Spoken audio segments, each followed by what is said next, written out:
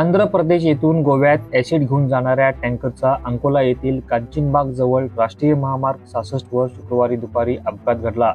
या अपघातात टँकरमध्ये असलेले 34 टन साफसफाईसाठी वापरणारे ऍसिड लिकेज झाल्याने गटारातून वाहत आहे। या अपघातात चालक जखमी झालाय। साफसफाईसाठी लागणारी 34 टन ऍसिड आंध्र प्रदेशातून गोव्यात घेऊन जात असताना हा अपघात घडला। त्यात लिकेज झालेले ऍसिड गटारातून पाण्यात मिसळून वाहत असल्याने गटारातून धूर येत आहे। या ऍसिडला कोणी हात लावू नये यासाठी पोलीस विभाग, अग्निशमन विभाग, महसूल विभागाने खबरदारीचे उपाय घेतले आहेत। रस्त्यावर पडलेल्या टँकर क्रेनच्या सहाय्याने उचलून बाजूला करण्यात आलाय। घटनेची माहिती मिळताच तहसीलदार, पोलीस उपनिरीक्षक व अग्निशमन दलाच्या अधिकाऱ्यांनी घटनास्थळी जाऊन पाहणी केली आहे।